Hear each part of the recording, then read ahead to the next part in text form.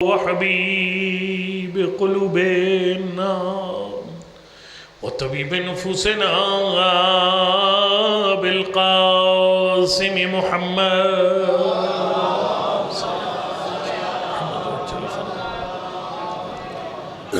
وعلى آل الطيبين الطاهرين المعصومين لا سيما على بقية الله الأعظم روحي وروح العالمين للتراب مقدمه الفداء أما بعد فقد قال رسول الله صلى الله عليه وآله وسلم من مات ولم يعرف إمام زمانه مات ميتة جاهلية صلوات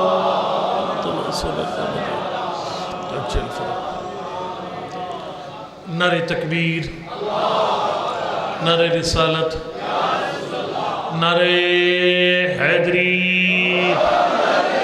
نعرہ حیدری پر محمد علیہ بیت محمد صلوات پڑھ لیجئے۔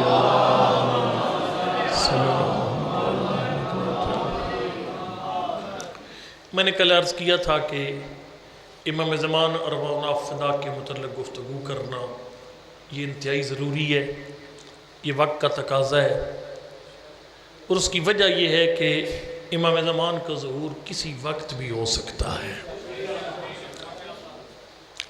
اور یہ حدیث کے میں نے امام رضا علیہ السلام کا فرمان بھی پڑھا، فرمایا اِنَّا أَمْرَهُ بَغْتَةٌ فُجَاءً، فرمایا امام زمان کا ظہور ایک دم اچانک ہو جائے گا۔ اور وہ روایت بھی میرے پیش نظر ہے جس میں امام تقی علیہ السلام سے جب 5 حتمی علامتیں پوچھی گئیں امام زمان کے ظہور کی۔ اب جانتے ہیں علامات بہت ساری ہیں، کچھ حتمی ہیں کچھ غیر حتمی ہیں۔ میں اس کی مثال اس طرح دیتا ہوتا ہوں، فرض کیجئے میں نے اگر ادھر چکڑالہ آنا ہے تو ڈھوڈیال سے نکلوں تو چکڑالہ کی بہت ساری علامتیں ہیں۔ ایک علامت ہے چکوال، لیکن چکوال دور کی علامت ہے، قریب کی نہیں ہے، ٹھیک ہے جی۔ اچھا میں جب فرض کریں میں کسی گاڑی پہ بیٹھا ہوں، امامہ ابا میں نے رکھا ہوا ہے، چکوال میں امامہ نہیں سنبھالوں گا بھئی، امامہ سنبھالوں بھئی چکوال، چونکہ چکڑالے کی پہلی علامت آ گئی ہے بھئی، وہ بورڈ آ گیا چکوال کا، تو اس کا مطلب ہے اب میں تیاری کر لوں، نہیں ریلیکس ہو کے بیٹھوں گا بھی بہت دور ہے، یہ دور کی علامت ہے۔ دوسری علامت بلکسر انٹرچینج، وہ بھی دور کی علامت ہے، وہاں پر بھی نہیں سنبھلوں گا۔ تیسری علامت بلکسر اڈا، نہیں یہ بھی دور کی علامت ہے۔ چوتھی علامت پھر جو ہے وہ فرض کیجئے تلگانگ شہر، نہیں یہ بھی ابھی دور ہے، یہ دور کی علامت ہے۔ لیکن جب میں پہنچوں گا نا بھئی وہ دندہ شاہ بلاول، یہ قریب کی علامت ہے۔ اس کا مطلب ہے اب چکڑالہ قریب ہے، اب مجھے اپنا امام وغیرہ سنبھالنا چاہیے اور اپنی تیاری کر لینی چاہیے کہ میں نے ابھی چکڑالہ پہنچنا ہے، چونکہ یہ قریب کی علامت ہے۔ امام زمان کے ظہور کی بعض روایات میں 50 علامتیں بیان کی گئی ہیں۔ بنو امیہ کا زوال، بنو عباس کی حکومت کا آنا، روایت میں کالے علم آئیں گے خراسان کی طرف سے، وہ بنو عباس کے تھے۔ بنو عباس کی حکومت کا قیام، بنو امیہ کا زوال، یہ دور کی علامتیں کب سے یہ ہو گئی ہیں۔ اور کئی بندے سوال بھی کرتے ہیں کہ شیعوں اتنی علامتیں ہو چکی ہیں، تم کہتے دنیا ظلم و جور سے بھر جائے گی، بھر گئی ہے، یہ بھی ایک علامت ہے، ٹھیک ہے۔ اچھا اولاد نافرمان ہوگی، یہ بھی علامت ہے، ہو چکی ہے۔ کنسٹرکشن زیادہ ہوگی، یہ بھی علامت ہے، واقع ہو چکی ہے۔ اچھا ناگہانی اموات، چلتا پھرتا بندہ ایک دم دنیا سے چلا جائے گا، یہ بھی اور ہے۔ سمجھ آ رہی ہے کو نہیں آ رہی؟ تو دیکھو اتنی علامتیں تمہارا امام آتا کیوں نہیں ہے؟ تو جواب یہ ہے کہ یہ دور کی علامتیں ہیں، انہیں کہتے ہیں غیر حتمی علامتیں۔ لیکن معصوم نے فرق میں 5 علامتیں حتمی ہیں، جس طریقے سے دندہ شاہ بلاول یہ حتمی علامت ہے، بن حافظ دی اور پکی علامت ہے چکڑالہ کی، ٹھیک ہے۔ اس طریقے سے فرمایا 5 علامتیں حتمی علامتیں، اب اس کا مطلب ہے ظہور انتہائی قریب ہے 5 علامتیں جب ہو جائیں۔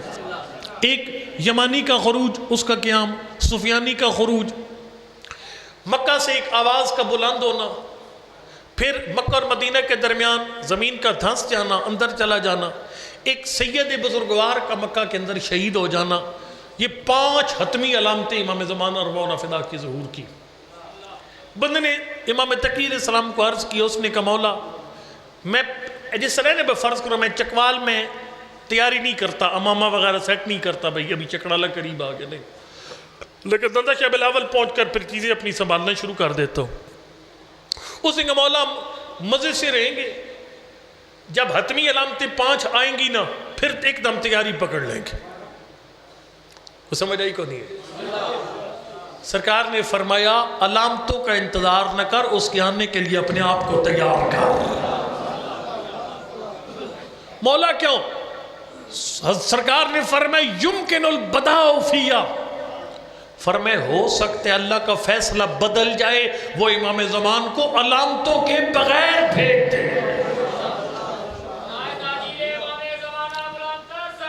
اللہم صلی اللہ علیہ وسلم۔ آواز ٹھیک ہے سمجھ آ رہی ہے آپ کو؟ ہو سکتا ہے وہ امام زمان کو اللہ کی ذات بغیر علامتوں کے بھیج دے۔ اچھا جی، بندے نے سوال کیا، اس نے کہا مولا حل یمکن البداء فیہ، ہو سکتا ہے امام زمان کے ظہور میں بدا ہو جائے، یعنی اللہ کی ذات امام زمان کے ظہور کا فیصلہ بدل دے۔ فرمایا نا نا نا، ان اللہ لا یخلف المیعاد، اللہ کی ذات نے وعدہ کیا ہے، اس نے بھیجنا ہے ایک ایسی ہستی کو جو ظلم و جور کا بستر سمیٹ دے گا۔ اللہ جب وعدہ کرتا ہے تو وعدے کی خلاف ورزی نہیں کرتا، یعنی امام کا آنا حتمی ہے لیکن علامتوں کا ظاہر ہونا حتمی نہیں۔ ہو سکتا ہے کچھ علامتوں میں اللہ کی ذات کا فیصلہ بدل جائے، اس لیے ہمیں ہر وقت تیار رہنا ہے امام زمان کے ظہور کے لیے، اور تیاری کے لیے سب سے پہلا کام ہے معرفت امام زمان۔ آپ کو جس کا انتظار ہے آپ اسے پہچانیں، کو سمجھ جائے گی جس کا انتظار ہے اسے، اب کس کا انتظار کر رہے ہیں اس کو پہچانیں گے۔ میں خدمت میں اب کیا عرض کروں گا کہ معرفت امام زمان کیوں ضروری ہے، میں اس پہ گفتگو شروع کی ہوئی تھی، اور میں نے آپ کو عرض کیا تھا کہ معرفت امام ہے کہ یہ بھی بتائیں گے، لیکن پہلے معرفت امام زمان ضروری کیوں ہے، امام زمان کی بات میں نے چھیڑی کیوں ہے ممبر سے، کچھ اور بھی پڑھ سکتا تھا لیکن میں نے یہ بات کیوں چھیڑی۔ پہلی وجہ میں نے کل بیان کر دی آپ کو کہ امام زمان کی معرفت کے بغیر کوئی عبادت قبول نہیں ہے۔ کل روایت پڑھی تھی جس میں سرکار نے فرمایا کہ اگر عمل قبول کروانا ہے تو اللہ کی وحدانیت کا اقرار، پاک پیغمبر کا عبد خدا ہونے کا اقرار، ہم 12 اماموں کی امامت کا اقرار، ہماری محبت کا اقرار، اور ہمارے دشمن سے بیزاری، اور پھر فرمایا کہ والانتظار للقائم، ہمارے 12ویں کے ظہور کا انتظار کرے گا تو عمل قبول ہوگا۔ اور جب 7ویں امام سے پوچھے گا مولا انتظار امام کیسے ہو، توجہ توجہ، سرکار نے فرمایا انتظار امام کا طریقہ یہ ہے، پہلے اسے پہچان پھر انتظار کر۔ یہ پہلی وجہ میں نے بیان کی تھی کہ امام زمان کی معرفت حاصل کرنا کیوں ضروری ہے، چونکہ اس کے بغیر عمل قبول۔ آج میں دوسری بیان کرنے جا رہا ہوں، دوسری وجہ جو امام زمان کے ظہور کی یہ اس کی معرفت حاصل کرنے کی جو ضروری قرار دیتی ہے وہ یہ ہے کہ دیکھو ہر بندہ چاہتا ہے میرا انجام اچھا ہو، شیعہ سنی سارے متفق ہیں، آج باندھنے کھولنے پر اختلاف ہے لیکن اس بات پر کوئی اختلاف نہیں ہے، شیعہ اہل سنت بھائی سارے کہتے ہیں یا اللہ میرا انجام اچھا ہو، یار کو چاہتا ہے۔ آپ کے چھٹے امام نے فرمایا اگر اچھی موت چاہتا ہے تو زمانے کے امام کو پہچان۔ توجہ ہے نا آپ کی؟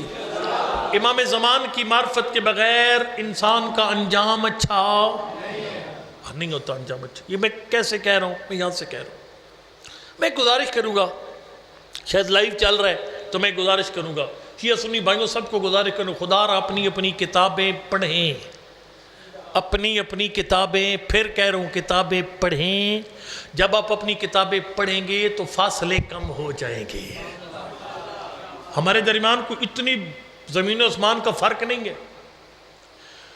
آپ حیران ہوں گے، یقین جانیں گے، یعنی امام زمان پر اہل سنت علماء نے زیادہ لکھا ہے اپنی کتابوں میں، بہت زیادہ لکھا ہے اپنی کتابوں میں اہل سنت برادران نے. یہ حدیث اہل سنت بھائیوں کی کتابوں میں موجود ہے. میں انگلینڈ بھاگ کے جانے والا ہوں کوئی نہیں، میں ادھر بیٹھا ہوا ہوں، مناظر نہیں ہوں، کسی کو میں دھمکا بھی نہیں رہا، لیکن پیار سے بات کہہ رہا ہوں. بھائیوں کے ہاں شیعہ سنی کے ہاں یہ روایت موجود ہے کہ نبی نے فرمایا مات ولم یعرف امام زمانے مات میتۃ جاہلیہ، جو بندہ زمانے کے امام کی معرفت کے بغیر مر جائے جاہلیت کی موت مرتا ہے.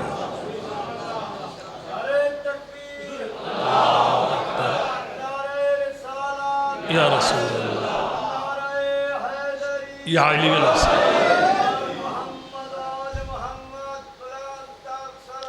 اللہ کو صلی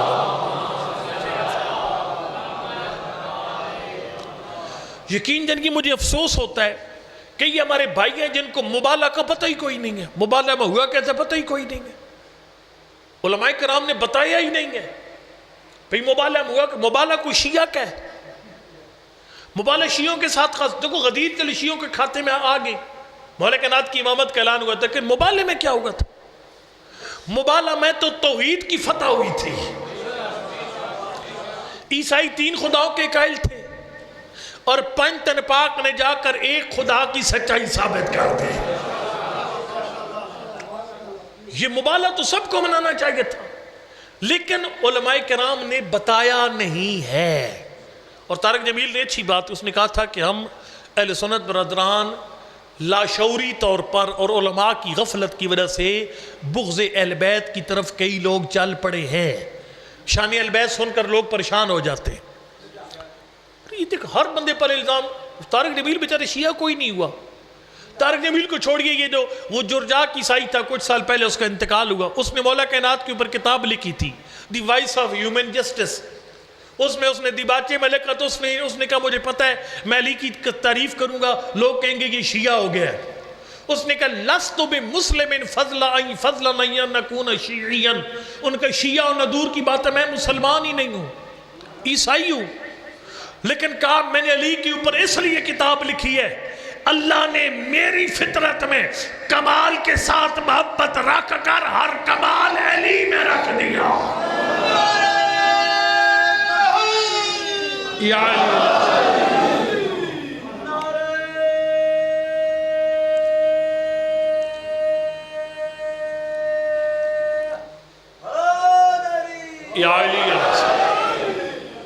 تو یہ نہ کریں. میں گزارش کروں گا، میں حیران ہوا، یہ العقد الفرید علامہ فرید وجدی کی کتاب ہے. میں نے اپنی آنکھوں سے اس کتاب میں پڑھا. دیکھیں نا، ایسے الزامات ایک دوسرے پر شیعہ سنی لگانا شروع کر دیں گے تو عوام کدھر جائے گی؟ اگر علماء کرام کا یہ بے خبری کا یہ عالم ہو جائے گا کہ فرید وجدی بہت بڑے عالم دین ہے اور بہت اچھی شخصیت ہے، لیکن وہ العقد الفرید میں لکھتے ہیں کہ شیعوں کا یہ عقیدہ ہے کہ جبریل نے وحی پہنچانے میں خیانت کی تھی. بھئی وہ مولا کائنات وہ وحی اس نے لانی تھی مولا کائنات کے پاس اور غلطی سے پاک پیغمبر کے پاس لے گیا. حوالہ پتہ کیا لکھا ہوا نیچے؟ حوالہ لکھا ہوا تھا لوگ کہتے ہیں. وہ شفا صاحب ایک بڑا جملہ کہہ رہے تھے کہ میری بیٹی سکول کی واپس آئی، اس نے کہا میری کلاس فیلو نے مجھے کہا کہ بھئی آپ شیعہ تو آپ کافر ہیں. تو میں نے کہا میرے کافر ہونے پر دلیل کہ اس نے کہا جی ایک دیوار پر لکھا ہوا تھا کافر کافر شیعہ کافر. یہ معیار انتہائی خطرناک ہے. شیعہ سنی کے ایک دوسرے کی کتابیں اپنی کتابیں پڑھنی چاہیے، اپنی کتابیں. روایت بھائیوں کے ہاں شیعہ صاحب کیا موجود ہے؟ من مات ولم یعرف امام زمانی ماتا میتتن جاہلیہ.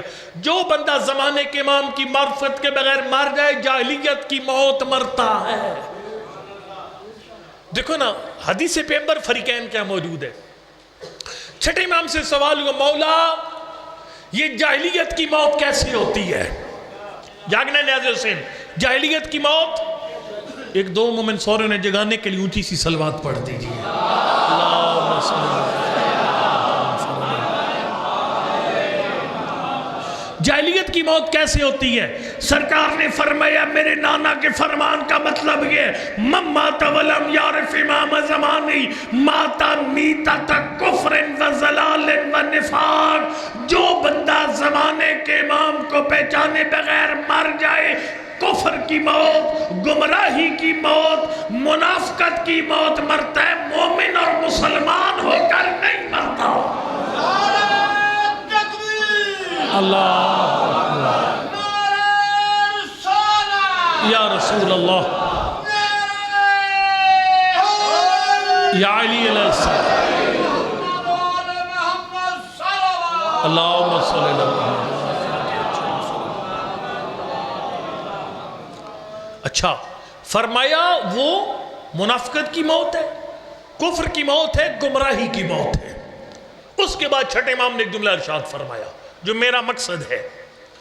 سرکار نے فرمایا انما حواج الیہ احدکم اذا بلغت ہا ہونا، شیعوں کو خطاب کر کے فرمایا میرے شیعوں، تمہیں امام زمان کی معرفت کی اس وقت سب سے زیادہ ضرورت پڑے گی جب تمہاری سانس یہاں پہنچ جائے گی۔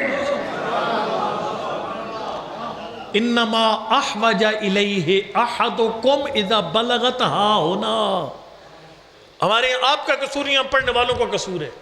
ہم نے خالی مولا کائنات کے فضائل پڑھے، آپ کے سامنے امام زمان کا ذکر ہی کو نہیں کیا، باقی تیرے معصومہ کے فضائل بھی کم ہی پڑھتے ہیں ہم لوگ، خالی مولا کائنات کے فضائل پڑھتے ہیں، نعرے خوب لگتے ہیں، اور اس کی بھی وجہ ہے، یعنی ہماری عوام جو مولا کائنات کے اوپر بالکل نعرے لگنے چاہیے، بہت اچھی بات ہے، لیکن جتنا جذبہ ہمارے دل میں مولا کائنات کے بارے میں، اس سے زیادہ تڑپ امام زمان کے بارے میں ہونی چاہیے۔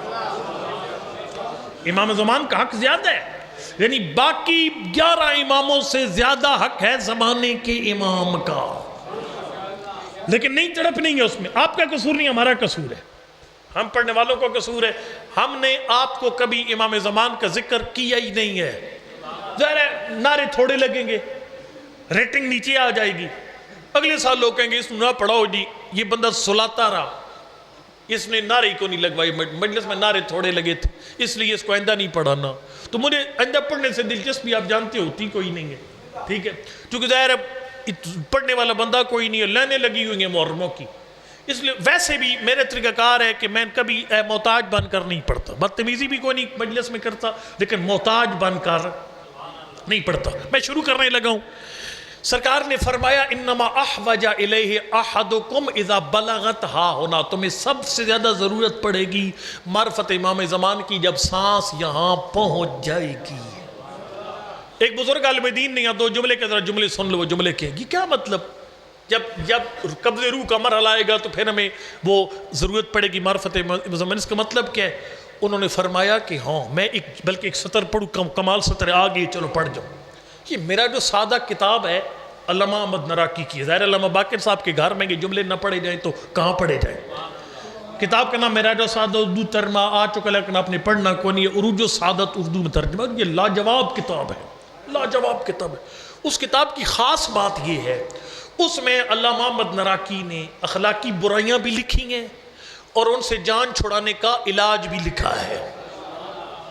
فرض کرو ایک بندہ خدا نہ خواستہ جھوٹ بولتا ہے تو جھوٹ سے جان کیسے چھڑائے، غصہ آتا ہے تو غصے کا علاج کیا ہے؟ وہ بڑی پیاری حدیث لکھی ہے معصوم کی، میں سناتا ہوں آپ کو بھئی غصے کا علاج کیا ہے۔ وہ لکھتے ہیں کہ معصوم سے پوچھے کہ مولا غصہ آ جائے تو کیا کریں؟ سرکار نے فرمایا کہ غصہ آ جائے تو ٹھنڈا پانی پیو۔ کوئی سبحان اللہ نہیں، کسی نہیں کہہ رہا۔ مجھے پتہ ہے اب سارے کاوڑ کرنے والے لوگ ہیں، چکڑالے کے لوگ غصے والے لوگ ہیں، غصہ آتا ہے تو بڑا زوردار آتا ہے، یہ بیماری پہ قابو پانا پڑے گا۔ پہلے فرمایا ٹھنڈا پانی پیو، مولا اگر پھر بھی غصہ ٹھنڈا نہ ہو فرمایا وضو شروع کر دو، اگر پھر بھی ٹھنڈا نہ ہو، اب ہم کیا کرتے ہیں جہاں جھگڑے کا ماحول بن رہا ہو نماز ڈٹ جاتے ہیں، نہیں میں تو نہیں جانا، لیکن فرمایا اگر وضو سے بھی غصہ ٹھنڈا نہ ہو پھر وہ جگہ چھوڑ کر چلے جاؤں۔ امام کاظم علیہ السلام فرماتے عقل مند انسان اس جگہ سے دور ہٹتا ہے جہاں جھگڑے کا امکان ہے۔ یہ عقل مندی نہیں، بندہ کہنے جی میں ہر بھیڑے چگہ نہیں، یہ کوئی عقل مندی نہیں۔ خدمت میں عرض کروں گا علامہ نراقی کی کتاب لاجواب کہتے ہیں، اس میں انہوں نے ایک باس چھیڑی ہے، یہ باس بڑی لاجواب ہے، اس کو سنیے گا غور سے۔ آج کل انٹرنیٹ پر یہ بڑا کام گرم ہے، یہ سوشل میڈیا پر عقائد کی بعض ایسی باتیں جو عوام کے لیے مفید نہیں ہیں ان کو بہت چھیڑا جا رہا ہے۔ ائمہ کی ولادت ہوتی ہے، ظہور ہوتا ہے، نزول ہوتے ہیں، چکڑالہ چلو بچا ہوئے ادھر بیماریوں کو نہیں آتی اس طرح کی، ٹھیک ہے. یہ بات ائمہ کے پاس علم غیب ہے یا نہیں ہے، ولایت تکوینی ہے یا نہیں ہے، اس طرح کی باتیں بہت زیادہ سوشل میڈیا پر وہ گرما گرم ہے. علامہ مندراکی کہتے ہیں کہ عوام کو میری ایک درخواست ہے، وہ اپنا عقیدہ سادہ رکھے، سادہ، لا الہ الا اللہ محمد رسول اللہ علیہ ولی اللہ وسیع رسول اللہ خلیفۃ بلا فصل، سادہ سادہ عقیدہ. اللہ وحدہ لا شریک ہے، مصطفیٰ آخری نبی، علی سے لے کر مہدی تک 12 مسیح ہے. یہ ڈیٹیلز میں نہ جائیں، ظہور نزول ان چکروں میں نہ پڑے، ولایت تکوینی چھوڑ. اللہم صلی اللہ علیہ وسلم. اچھا اس میں ہوگا کیا؟ میں مثال دیتا ہوں آپ کو، اور دیکھو یہ اکثر حوالے فیس بک پر جھوٹے ہوتے ہیں. حوالہ آیا ہوا ہوتا ہے جی فلاں چیز پر حوالہ ہے، اصول کافی ٹھوک دیتے ہیں، اصول کافی میں لکھا ہوا ہے. میکسیمم حوالے جھوٹ اور فیک ہوتے ہیں فیس بک کے، ان پر عقیدہ نہ بنانا. علامہ امام نراکی نے کہا کہ یہ جو چیزیں ہیں نا، نور ہیں، بشر ہیں، ولایت تکوینی، علم غیب، جن پر بڑے جھگڑے ہوئے کچھ عرصہ پہلے پاکستان میں، انہوں نے فرمایا یہ ان باتوں میں نہ پڑھو، تم کو وہ وحدہ لا شریک ہے، سادہ عقیدہ جتنا سادہ رکھ سکتے ہو، مصطفیٰ نبی اور 11 اور 12 امام ہیں، بس اس آگے سے زیادہ نہ جاؤ، ڈیٹیلز میں نہ جاؤ. وہ فرمایا کیوں؟ فرمایا اگر آپ ڈیٹیلز میں چلے گئے اور غلط بات پر عقیدہ رکھ لیا، فرماتے ہیں جب موت کی سختیاں آئیں گی نا، پردے ہٹ جائیں گے، اس وقت سمجھ جائے گا میں جو کہتا تھا کہ قرآن کی طرح نازل ہوتے یہ تو عقیدہ غلط ہے. وہ فرماتے نقصان یہ ہوگا جب بندہ اس کو پتہ چلے گا نا میرا عقیدہ غلط ہو گیا ہے کہ میں کہتا تھا کہ قرآن کی طرح نازل ہوتے، ان کے ماں باپ کوئی نہیں ہوتے محمد آل محمد کے، وہ اپنے حق عقائد میں بھی شک کر لے گا. وہ کہے گا جب میرا یہ عقیدہ غلط ہے، پتہ نہیں اللہ کو ایک ماننے والا عقیدہ بھی ٹھیک تھا یا غلط تھا، پتہ نہیں میں 12 امام مانتا تھا وہ بھی ٹھیک تھا یا غلط تھا. فرمایا سارے عقائد میں شک کر گزرے گا، اور عقیدے میں شک ہو جائے تو انسان کی موت کفر کی موت ہے. عقیدے میں شک بڑا خطرناک ہے، انتہائی خطرناک ہے. اس لیے تو معصوم نے فرمایا نا ما ینبغی للمؤمن ان یجلس مجلسا، فرمایا علی والے کو ہر مجلس میں نہیں بیٹھنا چاہیے. آپ ہر مجلس بیٹھنے کی اجازت نہیں ہے آپ کو. کیا کمال جملے، من اصغى الى ناطق فقد عبدا. فرمائے جو بندہ غور سے کسی خطیب کی بات سنتا ہے وہ اسے کسی نہ کسی کا بندہ بنا دیتا ہے. ان کان الناطق من اللہ فقد عبد اللہ. اگر بولنے والا اللہ کی مرضی سے بولتا ہے وہ سننے والے کو اللہ کا بندہ بنا دیتا ہے، اور اگر شیطان کی مرضی سے بولتا ہے سننے والے کو شیطان کا بندہ بنا دیتا ہے. یہ مذاق کریں گے جدھر دل کیے جا کر بیٹھ گیا. آپ وہ دیکھیں نا 3 عیب جو قرآن پاک نے لکھے ہیں، یعنی پکے جہنمیوں کے 3 عیب. ایک لم نکن من المصلین، نماز بے نماز. لم نکن نطعم المسکین، خمس و زکوٰۃ نہ دینے والے. تیسرا وَكُنَّ نَخُوضُ مَعَ الْخَائِضِينَ، ایسی مجلسوں میں جانے والے جو مجلسیں اللہ کی یاد بھلا دیتی تھیں. ہر جگہ جانے کی اجازت نہیں ہے آپ کو. اللہ اکبر. چونکہ جب آپ بہت کچھ سنیں گے نا آپ کو عقائد میں شک ہو جائے گا. ایک مجلس میں کہتا ہوں اللہ رازق ہے، 14 کے صدقے میں دیتے ہیں، میرے بعد بندہ کہتے ہیں نہیں مولا علی بھی رازق ہیں، امام حسین بھی رازق ہے، خیر الرازقین کی تعویل نکال کر. اب وہ بندہ کہے کہ پتہ نہیں پہلا ٹھیک تھا کہ دوسرا ٹھیک ہے، شک میں پڑ جائے گا. عام بندہ شک میں پڑ جائے گا. فرمایا اگر عقائد میں شک ہوگا موت گمراہی کی موت ہے. اسی طرح فرمایا جب تیرے سامنے سے پردہ ہٹے گا نا موت کی سختیوں میں، اس وقت تجھے سمجھ آئے گی زمانے کے امام کتنی عظیم ہستی تھی. میں نے نہیں پہچانا زمانے کے امام کو. مجھے سانسیں ملتی تھی زمانے کے امام کا صدقہ، اولاد ملی زمانے کے امام کا صدقہ، میری رگوں میں خون دوڑتا تھا زمانے کے امام کا صدقہ. ہر نعمت جس امام کے صدقے میں ملتی تھی میں نے امام کو پہچانا ہی کوئی نہیں ہے. فرمائے اس وقت بندہ کہے گا میرا اللہ مجھے ایک دفعہ پھر دنیا میں بھیج، میں امام کو پہچان کر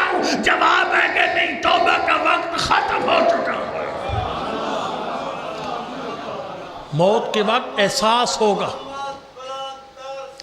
اللہم صلی علی محمد، موت کے وقت مجھے اور آپ کو یہ احساس ہوگا ہمیں امام زمان کے بارے میں زیادہ اطلاعات اکٹھی کرنا چاہیے تھی۔ اس لیے فرمائے انما احوج الی احدکم اذا بلغت ہا ہونا، تمہیں اس وقت سب سے زیادہ ضرورت پیش آئے گی معرفت امام زمان کی جب تمہاری سانس یہاں پہنچ جائے گی۔ لو جی اگلی بات سنیے، سید الشہداء نے ایک وجہ بیان فرمائی، بس میں 2 وجہ بیان کر چکا کل، ایک شاہ جی کے ان بیانات کی تائید میں کہ فرمایا جو بندہ امام کی معرفت نہیں رکھے گا کوئی عبادت قبول، یہ عبادت کی قبولیت یہ پہلی ضرورت ہے معرفت امام پہ گفتگو کرنے کی۔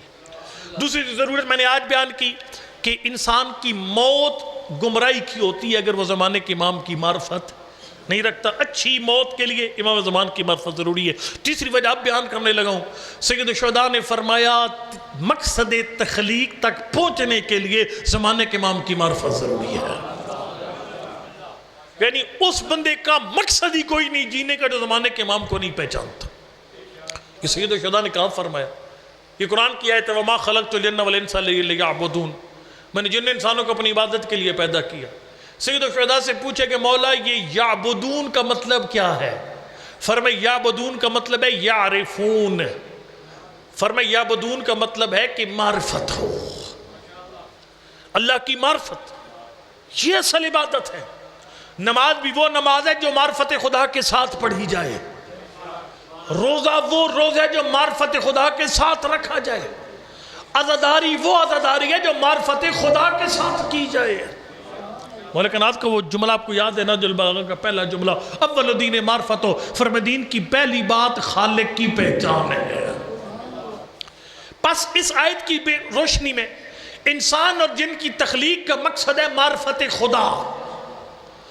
بندے نے پوچھا مولا حسین ما ہی معرفت اللہ، اگر چکرالہ کے مومن اللہ کو پہچاننا چاہے جو کہ مقصد تخلیق ہے تو پھر خدا کو کیسے پہچانا جائے گا؟ سرکار نے فرمایا وَهِيَ أَن تَعْرِفَ امام الزمانے، فرمایا اللہ کی معرفت یہ ہے کہ زمانے کے امام کو پہچان، زمانے کے امام کو پہچانے گا تو معرفت خدا ہوگی۔ اب میں اس کو ذرا سمیٹوں بات کو، انسان کی تخلیق ہے عبادت کی خاطر، عبادت ہے معرفت خدا، معرفت خدا تب ہوگی جب زمانے کے امام کی معرفت ہوگی۔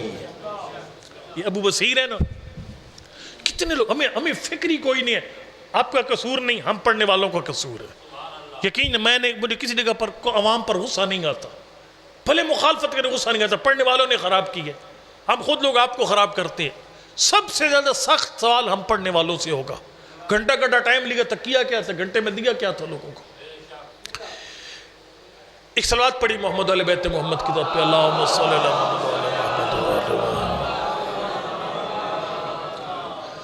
فرمایا مقصد تخلیق تیرا کیا ہے کہ زمانے کے امام کو پہچان، جو جس کو معرفت امام نہیں ہے اس نے تخلیق کا مقصد پورا نہیں کیا۔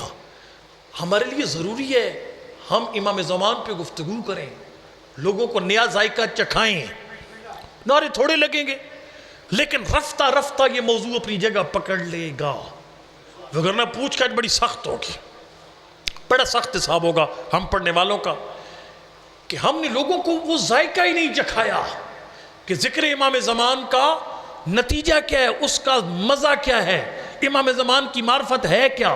سرکار سید الشہداء نے فرمایا زمانے کے امام کو پہچانتا ہے تو پھر اللہ کی پہچان ہے۔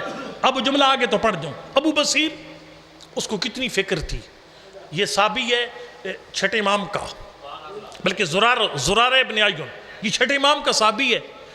اس نے چھٹے امام سے پوچھا مولا جب آپ کا 12واں ظہور فرمائے گا تو ایسا نہ میں ان کے دشمنوں کی صف میں کھڑا ہو جاؤں گا، مولا وہاں پر ڈگبگانے سے بچنے کے لیے مجھے کوئی وظیفہ بتائیے، میں ڈگبگاؤں نہیں، 12ویں کا ظہور ہو مجھے کوئی وظیفہ بتائیں۔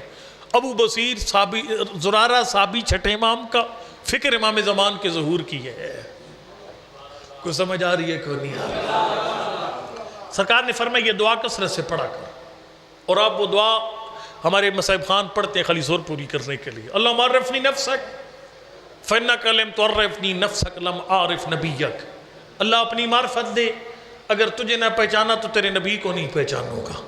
اللہم عرفنی نبیک، اپنے نبی کی معرفت دے، فإنک لم تعرفنی نبیک، اگر تو نے مجھے اپنے نبی کی پہچان نہ دی، لم اعرف حجتک، پھر میں زمانے کے امام کو نہیں پہچان سکوں گا۔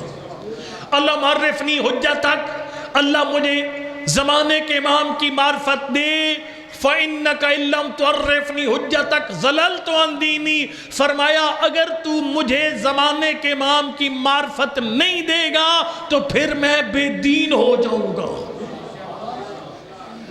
اللہ کی معرفت نہیں ہے بندہ بے دین نہیں ہے، نبی کی معرفت نہیں ہے بندہ بے دین نہیں ہے، لیکن اگر زمانے کے امام کی معرفت نہیں ہے بندہ بے دین ہے۔ اس دعا کا مطلب یہ ہے اگر صحیح امام کے دروازے پر آ گیا وہ اللہ کی پہچان بھی کرا دے گا، نبوت کی معرفت بھی عطا فرمائے گا۔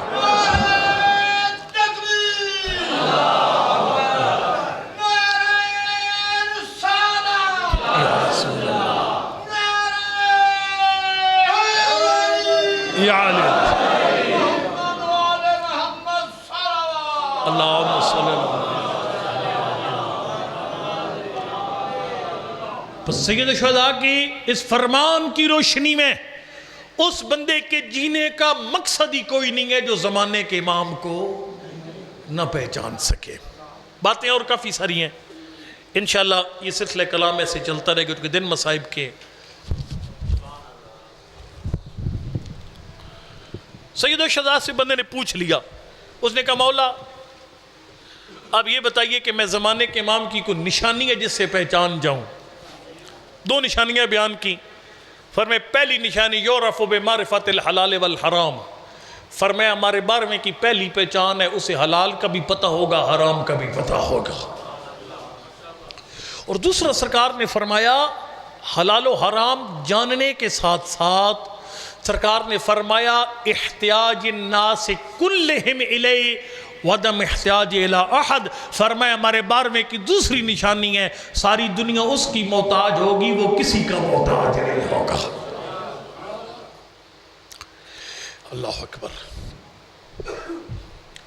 ہم ساری مذاہب کا احترام کرتے ہیں، مذاہب کے مقدسات کا احترام کرتے ہیں، نص قرآن کی روشنی میں پاک پیغمبر کی تمام ازواج ہمارے لیے محترم ہیں، لیکن ہم شیعوں کو خاص عقیدت ہے نبی کی ان ازواج کے ساتھ، مومنوں کی ان ماؤں کے ساتھ جن کو بطول کے گھر کے اجڑنے کا ڈر تھا۔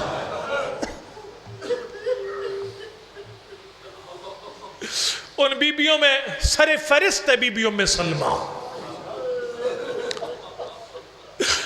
ان بیبیوں میں سے جن کو بطول کے گھر کے اجڑنے کا بڑا درد۔ جب ام سلمہ بی بی کو پتہ چلا نا حسین نے سامان سفر باندھ لیے، اساق کے سارے پر تشریف لائے، کوئی الگ سا محرم یقین جانی، اشاروں پہ رونے والا محرم۔ اللہ اکبر۔ ام سلمہ کو پتہ چلا اساق کے سارے پر آئے، حسین بیٹا کس ملک کے سفر کہہ رہا تھا؟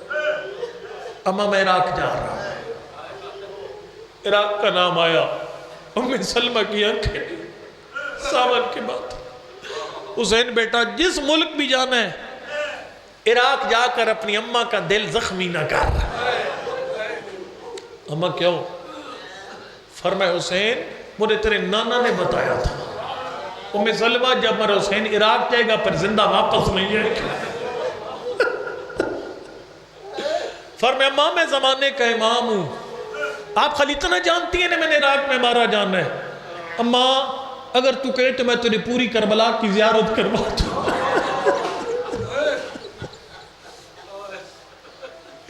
میں نے کتاب میں پڑھا مولا حسین کے یعنی کربلا کا پہلا زوار کون ہے؟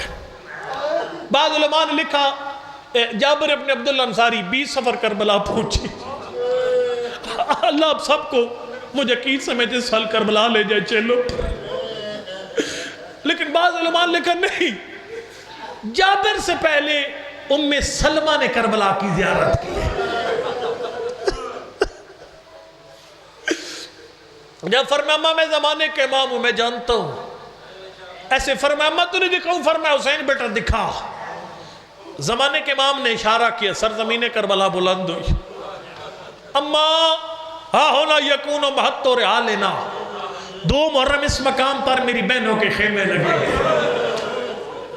اللہ اکبر.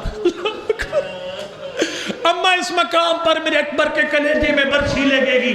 اماں اس مقام پر میرے اصغر کا گلا چھٹ جائے گا. اماں اس مقام پر میرے عباس کے بازو قلم ہو جائیں گے. اماں اس مقام پر میرے مہمان مارے جائیں گے، میرے جوان مارے جائیں گے. اماں اسے تلہ زینبیہ کہتے ہیں. 70 قدم کے فاصلے سے میری زینب دیکھتی رہے گی، شمر کا خنجر چلتا رہتا. حجرکم اللہ. پوری کربلا کی زیارت کروا کر فرمایا اماں ایک شیشی میرے نانا نے دی تھی نا خاک کربلا کی، ایک شیشی میں حسین کی طرف سے رکھ لے. اللہ اکبر. رونا ذریعہ نجات ہے. میں ہر جگہ گزارے خدا رہا، یہ ایک الگ قسم کا محرم ہے. میری گزارش ہے مجلس ماتم جس جگہ جاؤ قربتاً اللہ کی نیت کر کے آیا کرو. میں پڑھوں قربتاً اللہ کی نیت کر کے، آپ سنو قربتاً اللہ کی نیت کر کے. اللہ اکبر. دونوں شیشے فرمایا اماں یہ دونوں شیشیاں رکھ لے، جب تک خاک نے سمجھنا تیرے حسین کو خیر ہے. خاک خون میں بدلے سمجھنا حسین مارا گیا. ام سلمہ کہتے ہیں غریب چلا گیا، ہر روز خاک دیتی، خاک ہوتی، اللہ کو شکر ادا کرتی میرے حسین کو خیر ہے. لیکن جب چڑھ گیا نا 10 محرم کا، پہلی محرم کا چاند نظر آ گیا نا، ام سلمہ کہتے کہ میری پریشانی میں اضافہ ہو گیا. دن میں 3 4 مرتبہ خاک دیتی، خاک ہوتی، اللہ کو شکر ادا کرتی میرے حسین کو خیر ہے. کہتی ہیں 10 محرم کے دن آ گیا، اور یہ روایت شیعہ سنی کتابوں میں ڈاکٹر طاہر القادری نے سے سامنے کتاب کھول کے پڑھی تھی. یہ روایت رو کر فرماتی ہے جب آیا نا 10 محرم کا دن، میں اپنے اہل سنت بھائیوں کو عرض کرنے کو خدا را 10 محرم اپنے مرحوموں کی قبروں پہ نہ جایا کر، یہ سنت پیغمبر نہیں ہے. آج نے بتاؤ نبی کی سنت 10 محرم کو کیا ہے. ام سلمہ کہتے ہیں نبی کی حالت عجیب تھی، سر پہ امامہ نہیں تھا، دوش پہ عبا نہیں تھی، گریبان چاک تھا، سر میں خاک پڑی ہوئی تھی، آستینیں الٹی ہوئی تھی. میں نے کہا زہرا کے بابا یہ حالت کیا بنا رکھی ہے؟ فرمایا ام سلمہ میں ابھی کربلا سے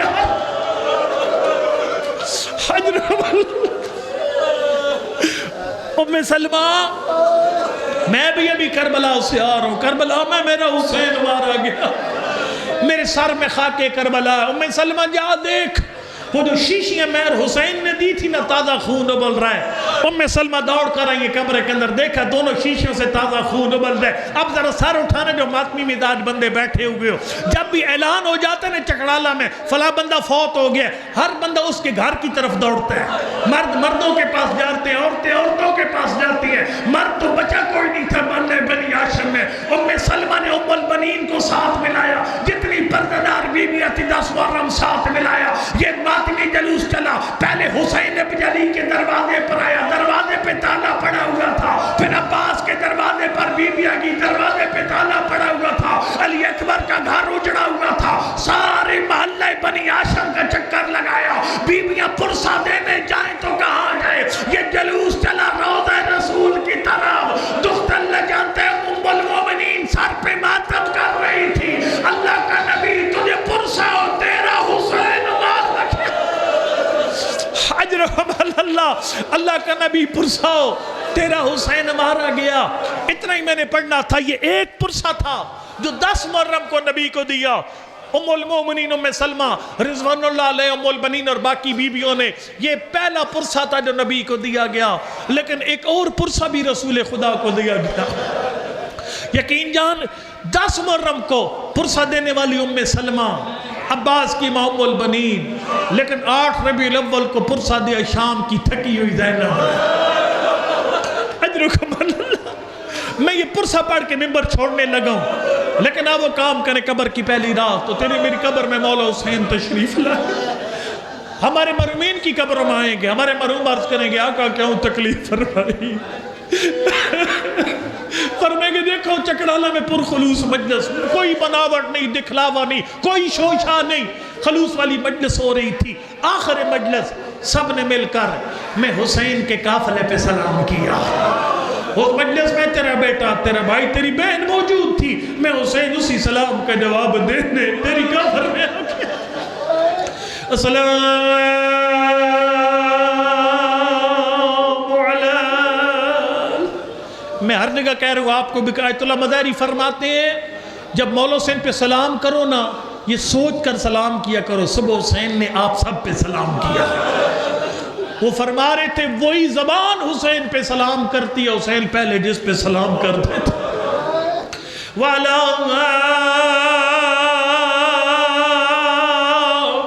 علی ابن الحسین وَعَلَىٰ اولاد الحسین وَعَلَىٰ اخواتی الحسین۔ یہ پہلا پرسہ تھا جو 10 محرم کو خواتین نے آ کر قبر رسول پر دیا۔ ایک اور پرسہ اس وقت ہوا جب زینب شام فتح کر کے وطن مدینہ واپس آئی۔ مولا سجاد نے پھوپھی کے ہاتھوں کو پکڑا ہوا تھا، نبی کی قبر پہ لا رہے تھے۔ جب نبی کی دری کی چوکھٹ علی کی بیٹی کہتی ہے سجاد میرے ہاتھوں کو چھوڑ۔ اللہ جاتے کو قیامت کا منظر تھا جب مولا سجاد نے اپنے پھوپھی کے ہاتھوں کو چھوڑا۔ میرا جملہ سمجھنے، جملے پہ مجلس ختم ہو جانی چاہیے۔ علی کی بیٹی نے زخمی ہاتھوں کے ساتھ نانا کی زری کی چوکھٹ پکڑی۔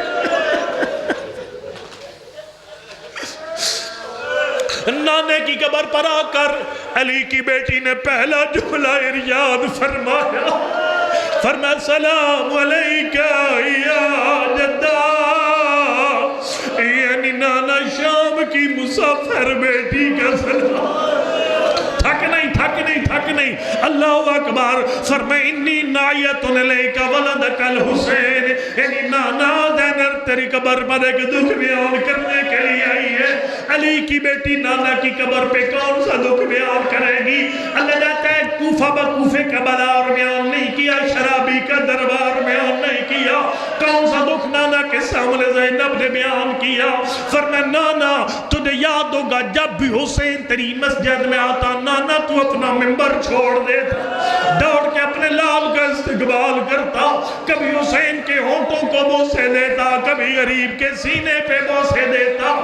ماتم کی تیاری کر۔ فرمایا نانا زینب تجھے بتانے آئی ہے کربلا میں 10 محرم کا دن تھا، 70 قدم کا فاصلہ، تیری زینب نے اپنی آنکھوں سے وہ منظر دیکھا، وَشِمْرُ جَالِسٌ عَلَىٰ صَدْرِ الْحُسَيْن، نانا تیری بوسہ گاہ تھی، اسی بوسہ گاہ پہ شمر اجرکم اللہ۔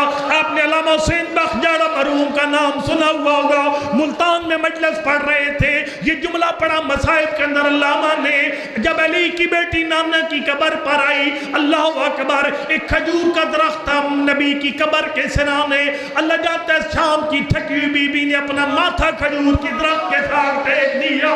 مجلس ختم ہو گئی، علامہ غلام عباس سویری کرنگا والے چلے گئے، رو کے کہتے قبلہ جب بھی تھکا ہوا انسان آرام کرتے اپنا کندھا دیوار یا درخت کے ساتھ لگاتا ہے، آپ نے کیوں پڑھا؟ زینب نے ماتھا درخت کے ساتھ لگایا۔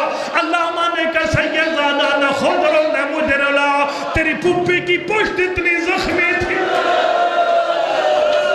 اجرکم اللہ، اللہ اکبر، ہاتھ اٹھا دعا کے لیے، شرم نہ کر قبولیت کی گھڑیاں میرے اللہ، یہ جتنا مجمع بیٹھا ہے سب کو اپنا گھر بار امام زمان کے قابل بنانے کی توفیق عنایت فرما۔ پروردگار اس سارے مجمع کو اس سال کربلا کا جیل و نصیب فرما، برلا رکین انجمن کی توفیقات خیر میں اضافہ فرما۔ ہاتھ اٹھائیے دعا کے لیے قبولیت کی گھڑیاں۔ میرا اللہ مجھے نہیں پتا کون سا مومن تیرے گھر میں کیا مانگنے آیا، مجھے نہیں پتا کون سا مومن اولاد مانگنے آیا، مجھے نہیں پتا کون سا مومن بیمار کی شفا مانگنے آیا، میرا اللہ کسی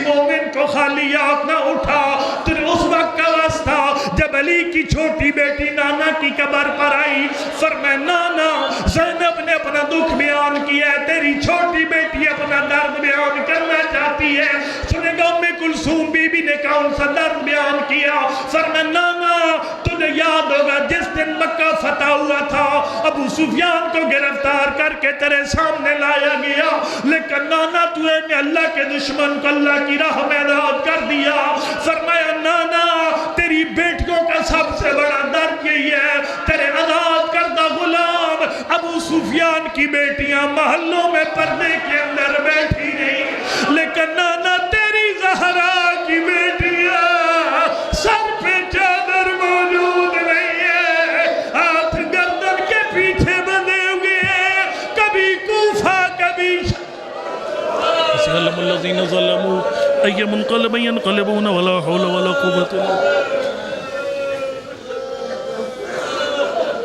اللہم صلی علی محمد وآل محمد۔ پروردگار ہمارے گناہ صغیرہ و کبیرہ معاف فرما، ہمارے مرحومین کی مغفرت فرما، قائد شہید شہداء ملت جعفری علامہ باقر صاحب سمیت حاضرین کے مرحومین کو جوار رحمت میں جگہ عنایت فرما، ہم سب کو ان شب و روز میں مولا حسین کے عزاداروں میں شمار فرما، عزاداری کے خلاف پکنے والی سازشیں ناکام اور نامراد فرما، ہمیں علم و عمل کی توفیق عنایت فرما، امام زمان کے ظہور کا راہ ہموار کرنے کی توفیق عنایت فرما۔